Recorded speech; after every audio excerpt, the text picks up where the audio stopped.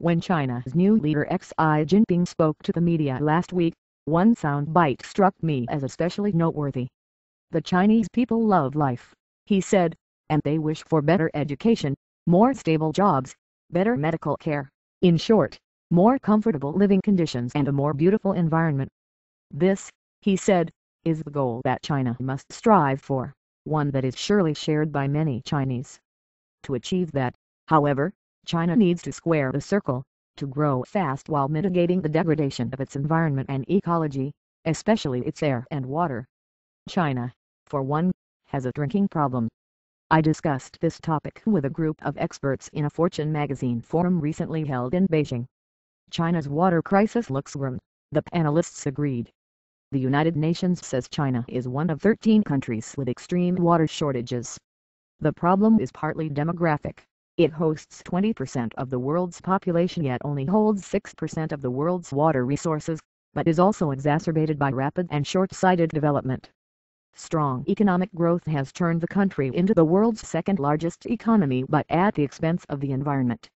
The Yangtze River, once the lifeblood of the country, now flows a foreboding blood red, possibly due to industrial pollution, experts said. Chronic droughts plague important agricultural regions like Shandong Province, which produces most of China's grain.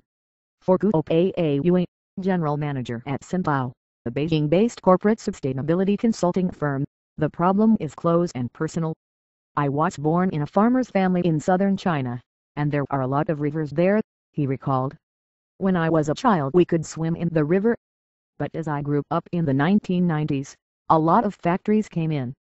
One summer vacation I went to my hometown, and my mother told me that the local farmers would not use the water for the crops because water was polluted, and the vegetables would die." Stories like Guo's are common.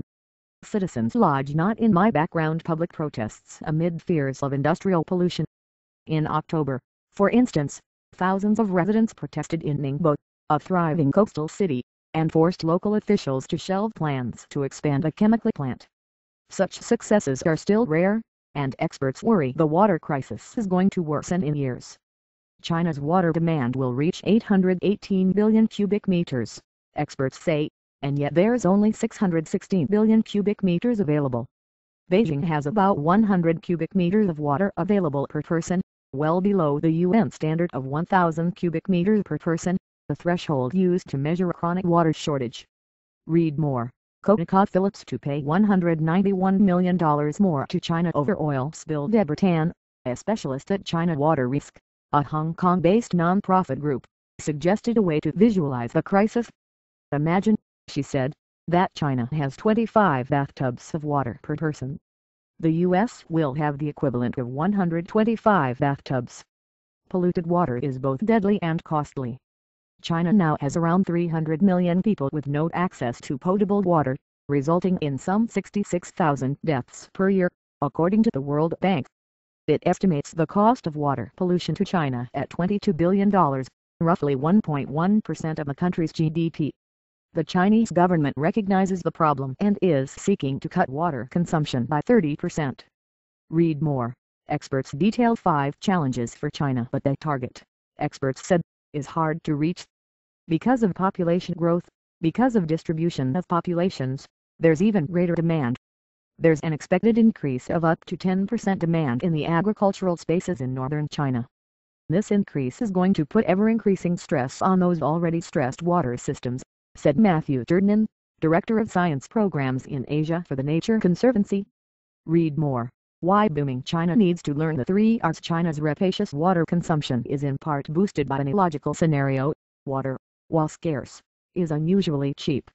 In China, water really should be 3 to 5 times more expensive, said Tan of China Water Risk.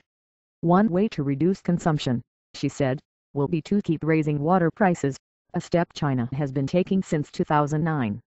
Tan believes the solution lies in targeting industry and agriculture, the largest users and polluters. They use about 85% of the water in China, she said, and should face higher disincentives and harsher punishments. Ma Jun, who runs the non-profit Institute of Public and Environmental Affairs in Beijing, seeks pollution control, especially of water resources, by blacklisting notorious violators. Read more. China's famed Pearl River under denim thread mob, one of China's most tenacious green warriors, has made some headway but said environmental litigation is nearly impossible because enforcement of existing environmental laws is weak. We need to bring in more stakeholders and apply public pressure, like putting these companies on a list of polluters, he said. Pressure, shaming and wish to make amends, he said, is changing behavior.